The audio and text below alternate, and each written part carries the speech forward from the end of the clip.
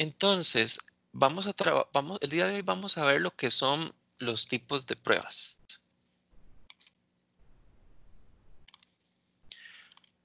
Las pruebas como tal, bueno, ya vimos que cuando nosotros desarrollamos casos de prueba, ¿verdad? A partir, por ejemplo, de la pequeña plantilla que habíamos visto o alguna otra plantilla, ¿verdad?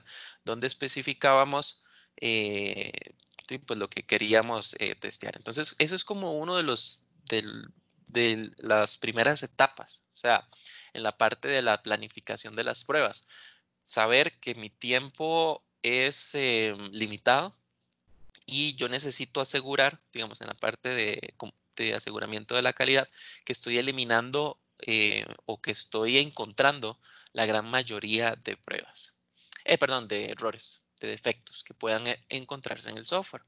Entonces, los tipos de pruebas básicamente son como agrupaciones de pruebas que uno realmente podría hacer. Por ejemplo, vamos a ver si encontramos, em, por ejemplo, las pruebas de regresión, que las vamos a ir viendo un poco más adelante. Entonces, ustedes empiezan a desarrollar los casos de prueba.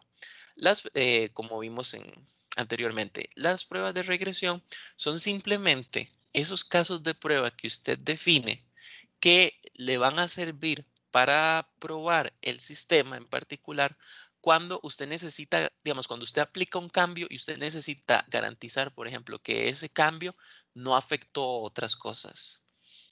Con el software, sobre todo, digamos, con el software que ya pues empieza a tomar su nivel de complejidad, sucede que cuando una persona toca algo, podría venir a despedazar quién sabe cuántas cosas. Entonces, por darles un ejemplo, en un sistema, llego yo y modifico, por decir algo, la tabla de clientes, ¿verdad? Entonces, le hago, digamos, un poquito más grande, digámoslo así, el tamaño, por ejemplo, del nombre. Digamos que el nombre estaba chiquitito, estaba, digamos, como para 30 caracteres, y entonces me dicen, vea, yo necesito que el nombre sea más grande, ¿verdad? Porque 30 caracteres se está quedando corto, necesito que lo pasemos a 50. Entonces, de primera entrada, uno podría pensar, bueno, no pasa nada, ¿verdad? Y porque que es una ampliación, digamos, de un campo, o sea, pasa de algo más pequeño a algo más grande. Sin embargo, ¿verdad? Hay que tomar en cuenta que hay otras funcionalidades que van a depender de esa tabla de clientes. En este caso, bueno, no sé si ustedes lo vieron en el curso de diseño de software, ¿verdad?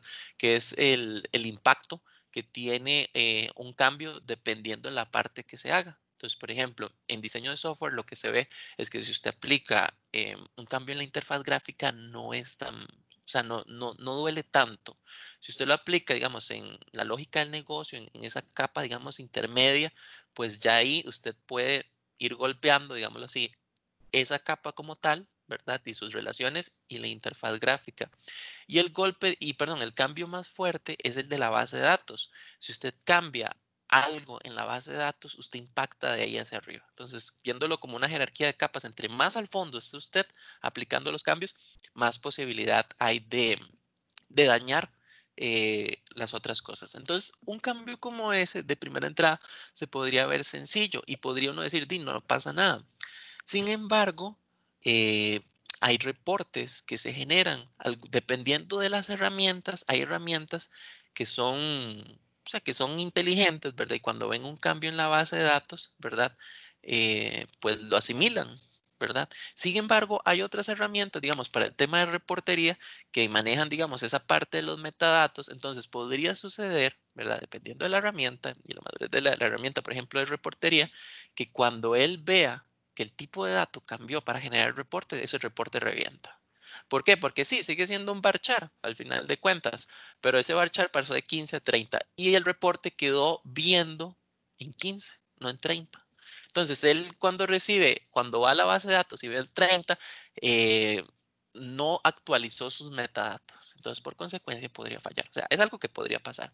Entonces, las pruebas de regresión son esos casos de prueba que nosotros nos deberíamos ejecutar cada vez que realicemos un cambio en el sistema para garantizar que ese cambio no está despedazando más cosas. Entonces, al final de cuentas, son los mismos casos de prueba que ustedes definieron, solo que los clasifican en un grupito. Entonces, dicen, este grupo que está acá tengo que realizarlo propiamente para regresión. Veamos, por ejemplo, recuperación, que está aquí a la par. Recuperación viene, o sea, las de recuperación son un poco más complicadas, ¿verdad? Porque realmente implican ver cómo el sistema se comporta cuando tiene, digamos, una caída en particular. Entonces, un caso típico, bueno, veamos cómo el sistema se comporta cuando se reinicia la base de datos o se reinicia, digamos, el sistema operativo en el cual él está hospedado. Entonces, igualmente, son esos casos de prueba que uno debería ejecutar para ver cómo el sistema se va a, o sea, para comprobar que el sistema, por ejemplo, o sea, que el sistema se recupere y que esté funcionando, digamos, como en primera instancia. ¿Verdad? Entonces, eso también, digamos, está por acá. Las pruebas de estrés, digamos, otra categoría. Las pruebas de estrés es comportar cómo funciona el sistema o cómo se comporta el sistema cuando se pone a trabajar bajo, por ejemplo, bajo su carga normal o bajo cargas de mayor pico. Entonces, uno podría hacer pruebas de ese tipo. Y así, bueno, tenemos todo este montón que están acá. Algunas, por ejemplo, se basan en casos de prueba, como por ejemplo las pruebas de regresión. Hay otras que, como las pruebas de estrés, que normalmente uno las hace con herramientas, ¿verdad? De terceros. Entonces usted le empieza a tirar transacciones a lo loco para ver hasta cuánto aguanta, ¿verdad? En buena teoría, un sistema cuando se estresa no debería caerse, sino que el sistema debería bajar su rendimiento. O sea, el sistema frente a un pico de estrés o una carga extrema fuerte, el sistema debería ponerse lento, no caerse, ¿verdad? Entonces, ese, digamos, es como lo que nosotros tenemos que buscar, por ejemplo, con pruebas de estrés. Entonces, estos son grupos, digamos, de pruebas que nosotros hacemos para de diferentes categorías que podemos alinear las pruebas. Ahora, las pruebas tenemos que verlas, ¿verdad? Yo les había mencionado que las pruebas no son algo propiamente de, del QA, o sea, no son 100% del QA. El QA tiene mucha responsabilidad de esa, pero digamos, la calidad es algo que nos compete a todos. O sea, le compete al cliente, le compete al analista y le compete también al desarrollador, ¿verdad? Entonces, nosotros podemos ver las pruebas, digamos, a grosso modo, eh, como las pruebas que se realizan a los componentes, ¿verdad? Digamos, subproductitos de software que nosotros vayamos haciendo, que ahí, digamos, interviene el programador. Y, por ejemplo, están las pruebas de integración. Digamos, las pruebas de integración es cuando usted tiene que, pues, ir integrando las cosas, ¿verdad? Por ejemplo, los componentes que están separados, los vamos, los vamos a ir pegando, ¿verdad? Entonces, yo necesito probar que en ese pegue que yo haga, todo funcione bien. Entonces, esos son, digamos, las fases de prueba, ¿verdad? Y según perspectiva. Entonces, las pruebas se pueden clasificar digamos, dos tipos. Podemos clasificarlas como lo que son pruebas de caja negra y podemos clasificarlas como pruebas de caja blanca. ¿Cuál es la diferencia, por ejemplo, entre una y otra? Las pruebas de caja negra, como se ve, digamos, en este dibujillo, es una caja negra. Entonces, en teoría, si la caja es negra, yo no puedo ver su contenido. Yo de lo único que sé es que hay una entrada y una salida. Entonces, esas son propiamente las pruebas de caja negra. Entonces, una prueba de caja negra es como la que hicimos nosotros ya sea a Grupo Nación o, por ejemplo, creo que estaba Yuplón o Banco Nacional, ¿verdad? Que nosotros realmente no podemos ver el código que está ahí, pero nosotros sabemos que si aplicamos una entrada, hay una salida. Entonces, realmente esta que está acá, no conocemos su estructura interna. O sea, hay una entrada y hay una salida. Y esta es la que normalmente trabaja el QA. El QA no se concentra tanto en ver el código porque para eso está el desarrollador. El QA se concentra más en ver en una caja negra, ¿verdad? Y al no saber su estructura, digamos que a partir de su perspicacia va a tener que hacer pruebas, ¿verdad? Las pruebas de caja blanca, como vemos acá, caja blanca o algunas veces se le llama transparente también, están basados en la idea de una caja donde usted es transparente. En una caja donde todo es transparente y pues usted puede ver cómo está a lo interno la cosa. Entonces, usted sabe que hay una entrada, hay una salida, pero usted en ese proceso puede ver qué pasa de por medio. Entonces, por eso es que se llama caja blanca. Esas normalmente las van a trabajar las personas, los desarrolladores de software, que son los que hicieron propiamente el código. Entonces, un desarrollador como tal tiene una labor también importante en lo que son pruebas de caja blanca. O sea, es básicamente, perdón, en la parte de pruebas, que son las pruebas de caja blanca, que está muy ligado a lo que son las pruebas unitarias que ustedes van a desarrollar también en el curso. Entonces, la idea acá es que el desarrollador también nos contribuye con, con pruebas desde su perspectiva, ¿verdad? Entonces, bueno, ya aquí les mencioné un poco entonces de lo que eran las pruebas de caja blanca. Básicamente es conociendo la estructura interna. Entonces, usted conociendo la estructura interna, usted puede realizar una, digamos, una prueba, ¿verdad? Para validar que las instrucciones que estoy colocando, es decir, toda esa combinación del if, del while, del for, que quedan, o sea, que todo el código se empieza a bifurcar por todo lado, ¿verdad? Y se empiezan a hacer mil y un caminos, entonces pueda, o sea, comprobar que esas instrucciones como tal funcionan, funcionan bien, ¿verdad?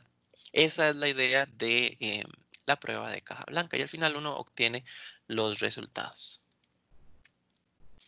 A partir de acá hay una cuestión que se llama prueba del camino básico, ¿verdad? La prueba del camino básico lo que hace es que nos permite derivar los casos de prueba a partir de un conjunto de caminos independientes, ¿verdad? A partir del cual uno podría circular el flujo de control. Entonces uno tiene que pensar en esta cuestión de los caminos como de los posibles caminos que mi código podría tomar.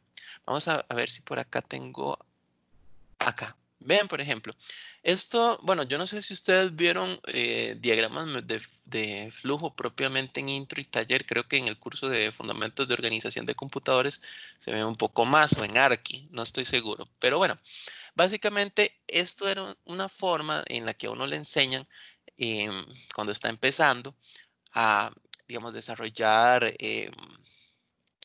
software, ¿verdad? Entonces, lo que le dicen es, vea, usted puede hacer bifurcaciones, por ejemplo, como esta que está acá, donde esto es básicamente un if, que si se cumple una condición, viene acá y estos rectángulos que están acá nos dicen que son conjuntos de instrucciones que uno hace. Entonces, si se cumple una condición, viene y hace acá. Si no, viene para este otro lado. Vean, aquí hay otra condicional. Si la condicional se cumple, viene para acá. Si no, vuelve a aplicar otra condicional. Pa, pa.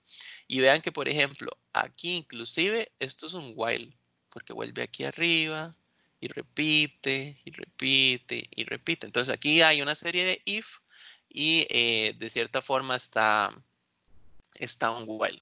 Entonces, la idea de la prueba del camino básico es que uno agarra, digamos, el código y empieza a generar un grafo como este que está acá. Entonces, si ustedes se dan cuenta, este que está aquí en particular nos representa, este grafo nos representa este mismo diagrama de flujo. Ven, aquí está, por ejemplo, este que está aquí es el if. Vean que aquí ya empieza, perdón, este es el if.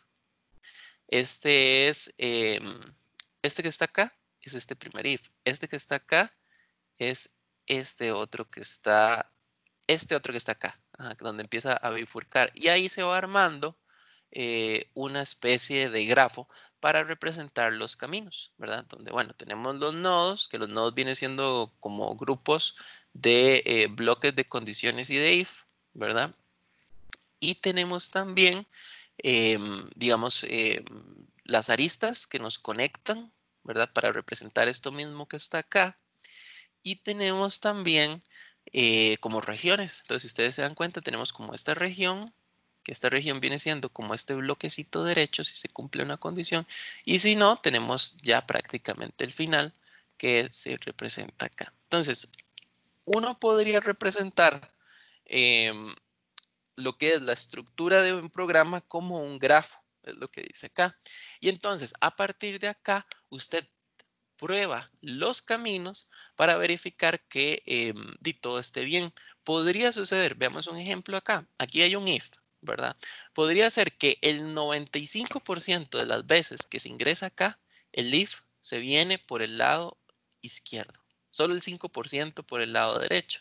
Entonces, eso podría implicar que si en este lado derecho, que es donde menos se ejecuta, la instrucción está mal, o sea, no sé, tenía que darle, digamos que sumara más 2 por decir algo, y le puse más 1 por un error, un dedazo, ¿verdad? Entonces, no, muy difícilmente me voy a dar cuenta porque esto se ejecuta pocas veces. Entonces, la idea de esto de los caminos es que uno prueba todos los caminos para verificar que su código pues está correcto. Veamos aquí otro ejemplo. Entonces, aquí tenemos un algoritmo de búsqueda binaria. Entonces, bueno, aquí está el inicio. Aquí viene y dice, mientras el inferior sea menor que el superior, va a venir por acá. Si el inferior es mayor o igual que el superior, nos tira por acá. Aquí viene otra vez un if. Si elementos, que en este caso viene siendo una especie de arreglo, en su campo medio es igual a la llave, si sí, entonces viene para acá. Si no, nos tira para acá. Y aquí viene a ser otro if.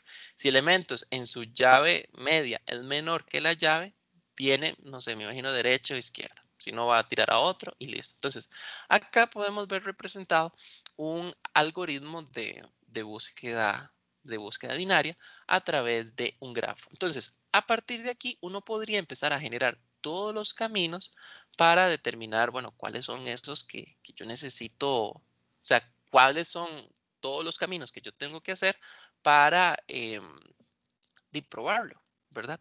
La idea propiamente acá con las pruebas unitarias es que uno generaría una prueba unitaria para los caminos, para que cada camino independiente. Y entonces así yo yo podría garantizar que mi software está bien.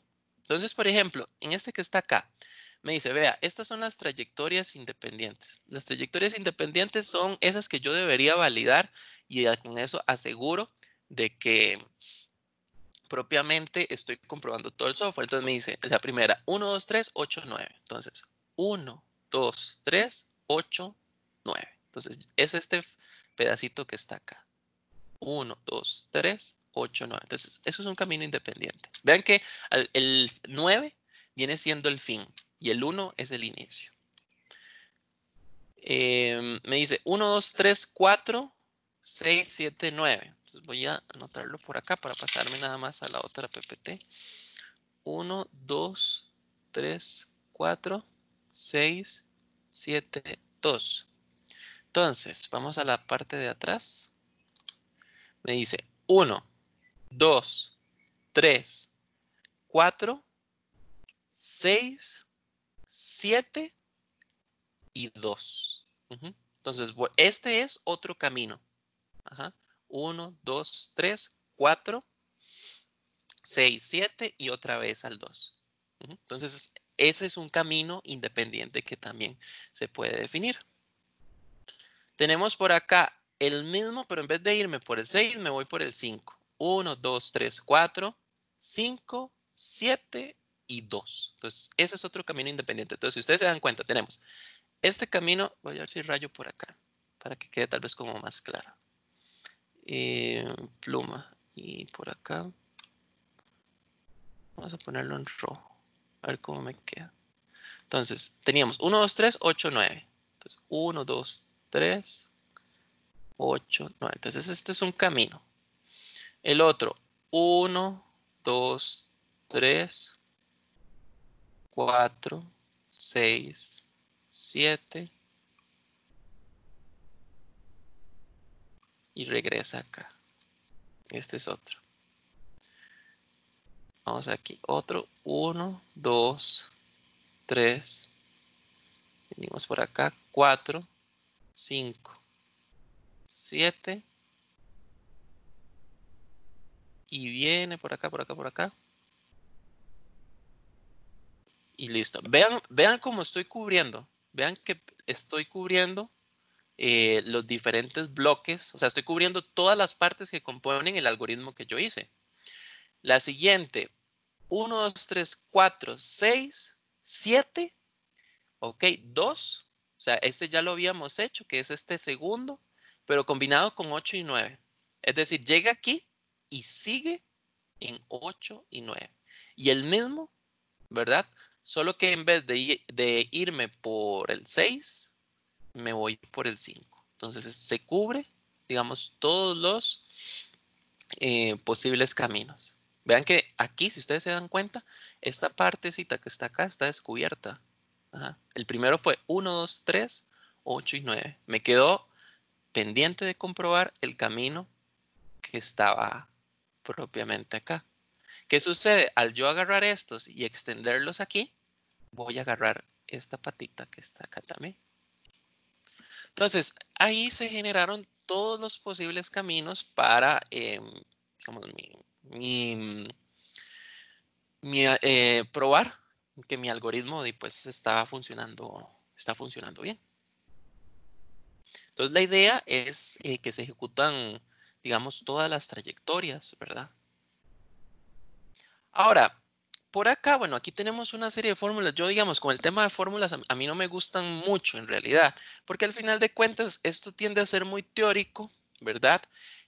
Poco práctico y realmente a mi parecer, hay muchísimos más algoritmos que ustedes podrían aprender y trabajar que, digamos, pues propiamente para hacer pruebas. Ya en el mundo real, ¿verdad? Yo sé que, digamos, aquí se ve como muy bonito que el número de aristas, que los nodos, ¿verdad? Para empezar a trabajar, digamos, con toda esta parte, digamos, de caminos y la cantidad de caminos que puedan haber. Sin embargo, ¿de qué les digo? O sea, en el mundo real uno no ve tanto el grafo, ¿verdad? Si uno más bien realmente o sea, ve el algoritmo y empieza a probar. También recordemos, ¿verdad? Que lo que habíamos visto en las primeras lecciones, es imposible probarlo todo. Entonces, eso incluye también lo que son las trayectorias. O sea, si yo tengo un algoritmo, muy difícilmente, ¿verdad? Voy a poder realizar pruebas unitarias para probar todos sus posibles caminos porque el tiempo no me lo va a dar. O sea, el cliente no lo va a pagar y por tanto, sí, pues no voy a poder hacerlo. Entonces, digamos que ya aquí se vuelve como mucho el tema de esa intuición, de esa malicia, ¿verdad? Si tengo que hacer pruebas unitarias, ¿cuáles son esas pruebas unitarias que realmente necesito hacer? ¿Verdad? Inclusive es súper vacilón porque hay herramientas, por ejemplo, con NetBeans es súper sencillo, ¿verdad? Porque usted le dice nada más, genéreme cobertura y entonces NetBeans, a partir de lo que usted programa, le dice, vea, estas líneas están cubiertas, entonces las marca como en verdecito, ¿verdad? Entonces él agarra y revisa las pruebas unitarias y él ve por dónde se bifurca y le dice, vea, todo esto que está aquí marcado en verde es lo que usted está recorriendo, ¿verdad? Y eso implica, eso es una cobertura del 70% del código, por decir algo. Entonces, muchas veces lo que hacen las organizaciones es que estipulan un porcentaje. Entonces, dice, vea, usted para pasar a QA tiene que haber hecho al menos un 75%, un 70%, un 60%, va a depender mucho de lo que establezca la organización, de cobertura a través de pruebas unitarias. Entonces, ya usted sabe que ya por cumplir ese porcentaje, ya, digamos, ya puede pasarlo a revisión. Y como les mencioné, pues la idea es que nosotros cubramos en ese porcentaje lo que nosotros pensemos, ¿verdad? Que es como lo más factible a error, ¿verdad? O sea, si el flujo se nos va a ir no sé, el 95% de veces aquí a la izquierda y el 5% aquí a la derecha, entonces yo escogería probar aquí, ¿verdad? Que es un hecho que se me va a ir digamos, por este flujo, ¿verdad? La gran mayoría de veces. Entonces, viene siendo probar como esas cuestiones, por lo menos en esta primera instancia, porque después eso le va a llegar al QA y el QA muy probablemente se va a ir por la malicia de probar por eso. O sea, esas cuestiones, las cosas más raras que puedan suceder. ¿verdad? Pero entonces en esta primera instancia, nosotros en la parte de desarrollo, y pues probamos propiamente, o sea, nos aseguramos de cubrir por lo menos funcionamiento esencial, ¿verdad? A través de pruebas unitarias. Y aquí hay unas formulillas, ¿verdad? Que bueno, me dice, vea, el número, tenemos esto que está acá, que este es el número de aristas. Esto es para calcular vamos a ver, el número de caminos independientes. ¿Ok? El número de caminos independientes se puede calcular como aristas menos el número de nodos más 2. Entonces ahí tienen caminos independientes. O el número de nodos predicados más 1. Entonces así usted puede obtener, no son como fórmulas que están ahí, pero realmente como les mencioné, creo que no quiero hacer el curso muy matemático, ¿verdad? Para eso ustedes tienen otros cursos que, que realmente les ayudan más. Y vean, por ejemplo, acá tenemos este que está aquí, que son caminos independientes. Entonces, vean, me dice, vea, tenemos camino independiente 1, que va del 1 al 11, es decir, de aquí a aquí. Tenemos camino 2, que el camino independiente que es 1.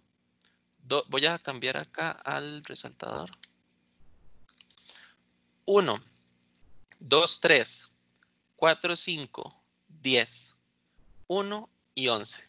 ¿Ok? Vean que aquí quisieron amarrarnos, ¿verdad? En el otro como que quedaba acá y después se hacía otro camino. Digamos que tiene más sentido trabajarlo así porque estamos uniendo dos caminos de un solo. Ujú. Luego tenemos por acá 1, 2, 3, 6, 8, 9, 10, 1, 11. Digamos que hasta el final. Luego tenemos por acá el mismo, pero en vez de irse por el 8, se viene por acá. Entonces, si ustedes se dan cuenta, básicamente entonces tuvimos este que está acá, el 1, 2, 3, 4, 5, 10, este que está acá y este que se viene por la izquierda y viene por acá o viene por acá. Entonces, tenemos 4 caminos que son independientes. En el otro, en realidad, cuando nosotros hacíamos parada aquí y volvíamos después a repetir lo mismo, pero con la diferencia que agarrábamos el último no, esos no eran caminos, pero no necesariamente podían considerarse independientes, porque al final uno repetía el otro. Ujú. Entonces, esto por acá. Vean que aquí me dice, vea, yo puedo hacer 1, 2, 3, 4, 5, 1, 2, 3, 4, 5, 10, 1, luego meterme y hacer 2, 3, 6, 8, 9, 10, 1, 11. O sea, eso no se considera como un camino independiente. ¿Por qué? Porque se conformó de dos caminos. ¿Verdad? Que fue lo mismo que pasó en el otro ejemplo. En realidad, ese no se podía considerar como un camino independiente, sino que venía siendo un camino, o sea, un camino compuesto, si quieren verlo así. ¿Ok? Entonces, la idea como tal es que, bueno, si nosotros no pensamos en la idea de caminos independientes, vamos a tener todavía más, porque las combinaciones, imagínense un while, o sea, estar repitiendo el mismo camino para 10 veces, para 15 veces, para 20 veces, para 30 veces. O sea, es la misma prueba, solo que la estoy cambiando la cantidad de veces que paso. O sea, con que ya haya hecho una y ya haya probado ese camino, no debería haber mayor diferencia si fuera 10, 20, 30, 40 o 50. Ujú. Eso digamos por ahí. Entonces, eso es esta parte de los caminos. Y aquí están básicamente aplicadas las fórmulas que vimos. Aristas menos nodos más 2, 11 menos 9 más 2, 4 y nodos predicados más 1. Ujú. Entonces ahí está, y entonces me dice la cantidad de caminos, ¿verdad? Que se pueden determinar a partir de este grafo. Entonces, ¿qué es lo que uno podría hacer, digamos, para hacer estas pruebas de los caminos? Uno, dibujar el grafo, ¿verdad? A partir del flujo que se esté haciendo. Uno podría calcular la complejidad ciclomática del grafo, determinar la cantidad de caminos independientes y realizar pruebas, ¿verdad? Para poder validar que se está recorriendo cada camino o sea, cada camino básico, ¿verdad?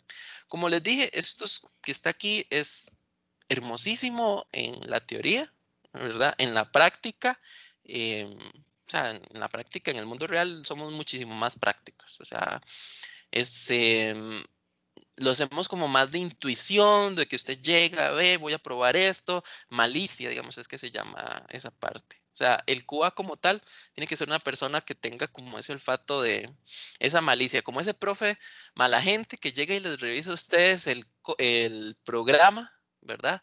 Y es como, ¿y qué pasa si lleno el campo con este valor? Y usted, ¿por qué va a poner ese valor ahí? Porque se cae, pa, se cae. Entonces, uno mismo sabe dónde se cae. Y muchas veces, digamos, como QA, uno también piensa cómo votarlo. Digamos, de las partes bonitas de ser QA es que el QA es el que se encarga de votarlo, ¿verdad? De tratar de votar el software por todo lado, ¿verdad? Entonces es como les mencioné, mucha malicia, ¿verdad? Entonces ahí está, digamos, como lo que uno debería hacer, ¿verdad? Pero realmente ya uno lo hace como de forma inconsciente, diría, en su subconsciente ya está.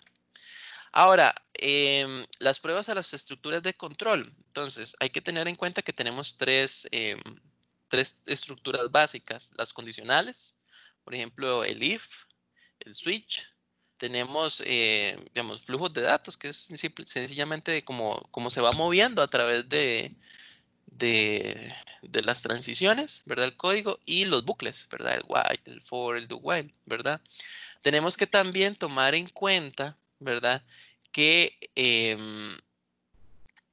estas condiciones pueden tener errores por los operadores lógicos, el AND, el OR y el NOT, ¿verdad? A todos nos ha pasado, digamos, sobre todo al inicio, que colocamos un AND cuando era un OR, ¿verdad? O al revés. También nos pasa que conforme son más compuestas las condicionales, ¿verdad? O sea, if tal condición y tal condición o tal condición y tal condición. Entonces la estructura que vamos colocando en el código se hace muy grande y se hace muy pesada, ¿verdad? Con tanta condicional. Entonces, si una condicional se pone mal, ¿verdad? ¿Qué pasa? O lo que a veces nos sucede con el tema de la prioridad, ¿verdad? En los paréntesis, a veces uno pues, se le olvida, bueno, cuál iba primero, cuál es el que se iba primero, el anti, el oro, cómo era esa cuestión. Entonces uno coloca paréntesis, ¿verdad? Digamos, yo por defecto como programador, yo todo le pongo paréntesis. Prefiero ponerle paréntesis a, a tenerme a tenerme a mi buena fe, ¿verdad? Digamos, a que este va primero que este, ¿verdad? Que el AND tiene mayor prioridad que el oro, ¿verdad? Entonces, yo realmente no, digamos, ya uno no se la juega. Y si en esos paréntesis usted lo puso mal, pues la lógica quedó errónea, ¿verdad? Entonces, eso digamos por acá, o sea, estos operadores, otro digamos serían, por ejemplo, alguna variable lógica, digamos que esté incorrecta. Otra es lo que les mencionaba, ¿verdad? Que las condicionales conforme se van haciendo y son más complicadas, ¿verdad? O sea, se torna más complicado, ¿verdad? Entonces, eso podría ocasionarnos un error, ¿verdad? El operador relacional, básicamente tenía que poner mayor y puse menor, o tenía que poner mayor igual y solo puse mayor, ¿verdad? Que eso puede pasar. O en una expresión aritmética, ¿verdad? Uno podría incluso poner, bueno, em, em, no sé, i más, y al rato no era i más, era i más 2 o i menos menos, ¿verdad? Entonces, podría ser que en esa codificación suceda eso. Esos son como la gran mayoría de errores que se dan en un programador que, digamos, sabe programar. O sea, los que no saben programar tienen otros errores, otras cosas, pero, digamos, normalmente esos son como los errores más comunes que uno podría encontrar en la parte de las condiciones. Luego lo de los flujos de datos, ¿verdad? Que ya habíamos mencionado, y los ciclos, ¿verdad? Que básicamente los ciclos tenemos que tomar en cuenta que, bueno, los ciclos pueden ser sencillitos como estos, pueden ser ciclos anidados, vean, por ejemplo, este tiene un while acá y este tiene otro acá. Pueden tener ciclos concatenados, eso significa que, por ejemplo, este while termina y aquí abajo empieza otro while. Incluso, ¿verdad? Bueno, como parte de programación estructurada, digamos, de programación no estructurada, se pueden ver este tipo de situaciones, ¿verdad? Que a veces uno lo ve, por ejemplo, cuando programa en ensamblador, ¿verdad? Que uno puede agarrar y redireccionar, hacer cosas locas como tirar el control para un lado u otro. Entonces vean, por ejemplo, este while que está acá, que apunta acá, y este que apunta como a este que está dentro de este interno, pero este también tiene acá. Entonces, bueno, esto se eliminó, digamos, ya, digamos que esto es como etapa superada desde hace muchos años, ¿verdad? De que este tipo de cosas era súper problemático, ¿verdad? Había una estructura que se llamaba el goto, ¿verdad? Que el goto me permitía redireccionar el flujo a cualquier parte que yo dijera, goto, número de línea, y él iba y brincaba a la línea que yo le dijera. En esos, creo que fue como en los 80, que ya se dijo, ya basta, dejen de estar haciendo esa cosa es desastrosa, ¿verdad? Entonces, em, causa más daños que beneficios. Entonces, digamos, ya los lenguajes, por ejemplo, como C o Java, no permiten utilizar esas sentencias, digámoslo así. Bueno, creo que es C++ el que no la permite. El C creo que, no estoy seguro si la permite o no en el caso de C, pero C++, si no me equivoco, no permite, no, no lo concibe como válido, digámoslo así, como una instrucción válida de utilizar. Sin embargo, es importante que sepamos que podemos hacer esas marañas lógicas, esas marañas locas de enviar flujos a ciertas partes, y pues ese tipo de cosas tendríamos que probarlas también. O sea, todo esto que está acá, bucles simples, bucles anidados, concatenados o no estructurados si existieran, tendríamos que probarlos, ¿verdad?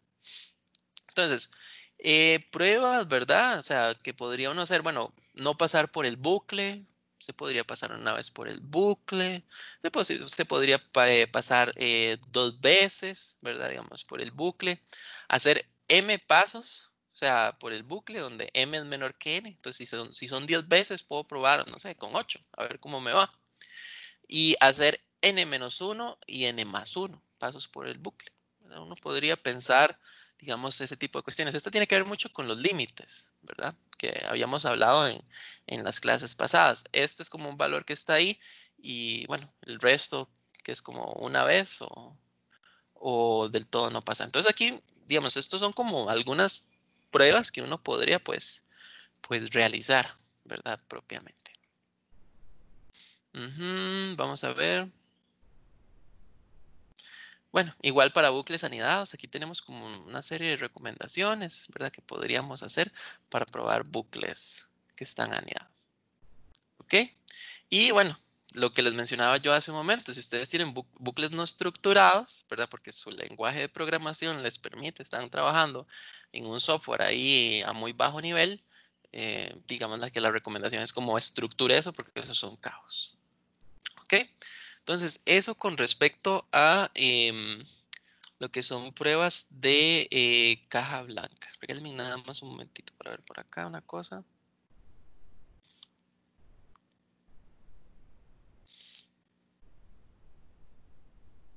Digamos que está bien así, como para no saturarlos,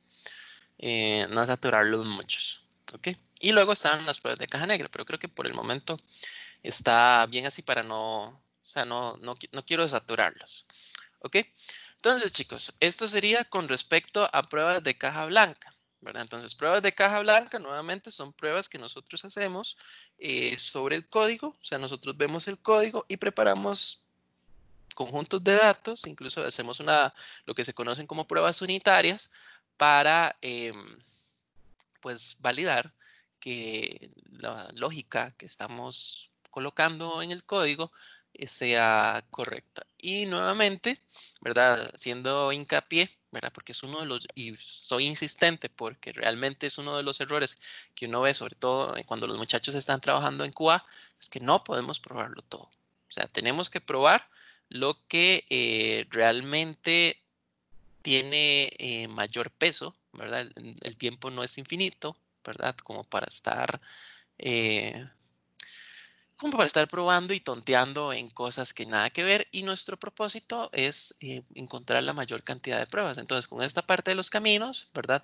Tenemos que pensar, bueno, no podemos probar todos los caminos, entonces concentrémonos realmente en validar esos caminos que pues tienen un mayor peso, digámoslo así, y encontrar la mayor cantidad de errores posibles. ¿Ok? ¿Dudas hasta el momento? ¿Ok? ¿Alguna duda? Todo bien. Todo en orden. Ok, perfecto. Entonces vamos a suspender de momento la grabación.